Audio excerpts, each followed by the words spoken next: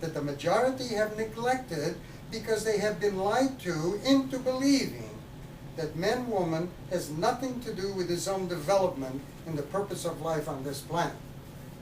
I firmly believe, in fact, I know that this metaphysical exposition that you are reading, or in this case, hearing, if digested in one's mind and heart, will not only make the gloom and doom disappear, but from one's life, but will add to his success as a physical and spiritual being in any circumstance of life. The solution is quickened by a deliberately improved awareness through individually practiced spiritualization. Spiritualization was supposed to be taught by religion, but its tools for teaching it have fallen through a decadence of absurdities. And so man-woman is so busy chasing money that he has lost touch with the knowledge of who he is and his purpose for living. Mm-hmm. Mental illness, corruption, and degradation are all inherent in the makeup of man and woman. This can be seen in the history of mankind from its beginnings to the present. Man-woman's principal occupation through the ages was killing. In all ages, man-woman killed, stole, raped, enslaved, and tortured by burning, stretching, lacerating, hanging, drowning, disemboweling, decapitating, burying alive, and many more diabolical goodies. Only in the last 3 centuries has man-woman shown a tendency towards benevolence. But all the evil above still resides dormant in most of humanity. This is not to say that man-woman is evil. Basically, man-woman is actually good. Man-woman is naturally benevolent. But he only begins acting good and benevolent when all the evil traits are expiated, eliminated, and understood in his mind, either by natural evolvement or effort on one's part in exploring himself, herself, and his spiritual makeup. It was the duty of a religion to spiritually enlighten the populace, but it failed to do its job right. Why? They're humans, full of imperfections, jealousy, greed, envy, laziness, etc. And the work done on themselves is colored by lies and mystical myths from evil books rotting with time. And so the problems of the world today, and especially of the United States, can only be corrected by addressing human nature and its metaphysical connections. Human nature evolves, then devolves, then evolves again, etc. This has been observed for the past 3,000 years. Civilizations thrive and die due to this process of evolution, devolution in nature, and in other less understood spiritual forces in the universe. This syndrome continues until man-woman's mind, due to indifference, is no longer capable of appreciating the silent spiritual pull of evolution, at which point it crashes. This is what has happened to great civilizations of the past. And this is what is happening in the world today.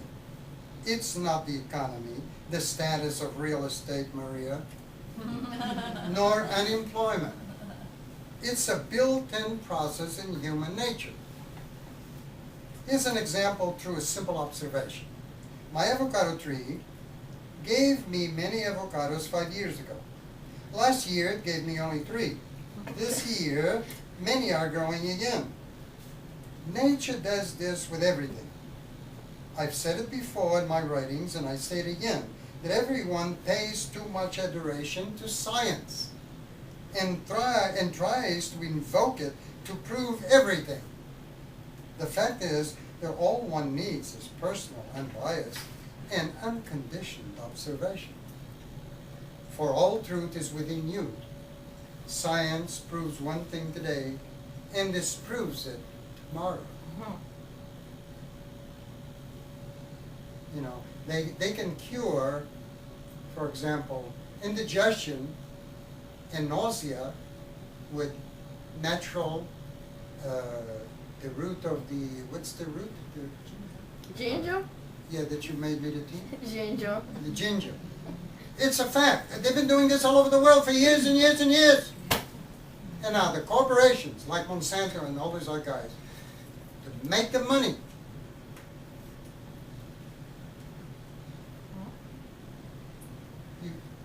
In the United States, you can't be cured with something which is natural. It's against the law. You have to buy drugs.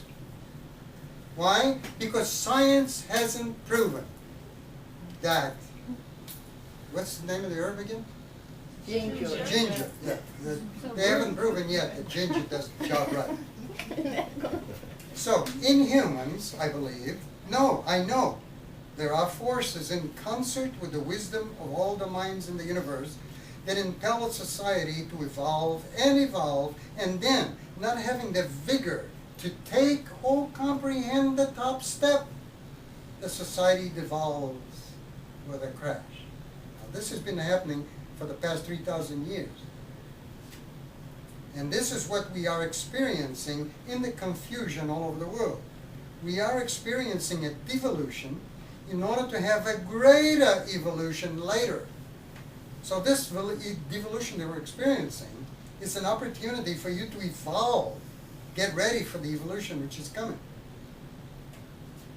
So present man, woman knows little about this, nor cares to spend enough time with himself to discover what in the hell he is doing here. It's all a mad rush to get more and more money and then drop dead from an attack of some kind. Suppose now that you're God and you are conducting a marionette show for the kids. You're standing on a hidden ledge of a homemade stage and you are directing through invisible wires all these marionettes of different characters. Now, the marionettes, not knowing that God is directing them through the wires called life, become conceited and begin to go wild and out of harmony with the whole show. They go out of harmony with the whole show. They jump and carouse, go totally out of control until God cannot direct them anymore. Now you'll do well to meditate on this allegory for 5 minutes every day. However, keep in mind that this allegory has nothing to do with the typical proverbial God. If you think I'm talking the old God, forget it. I'm talking of a human's ability within him herself to recognize that power. That's what I'm talking about.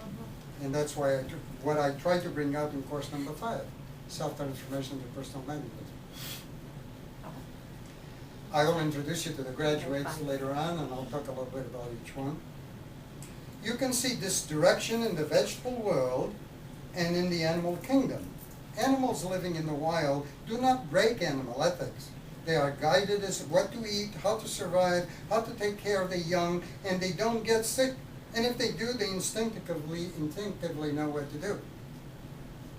Man, woman, though still belonging to the animal kingdom, was born with an ability that is higher and much more powerful than the animals.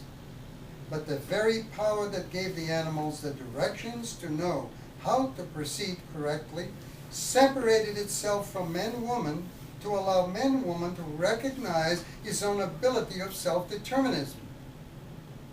If you had a child whom you were training and preparing for life, you would realize that at some point you'd have to hold back that direction so that the child could learn on his own and become self-sufficient. Man-woman is not only self-determined, but she is the greatest power in the universe. But she doesn't know it yet. He, unlike all the animals, has the power of free choice, either to be a conceited, flippant schmuck, or an earthly God who helps himself and the world to survive effortlessly, happily, and peacefully.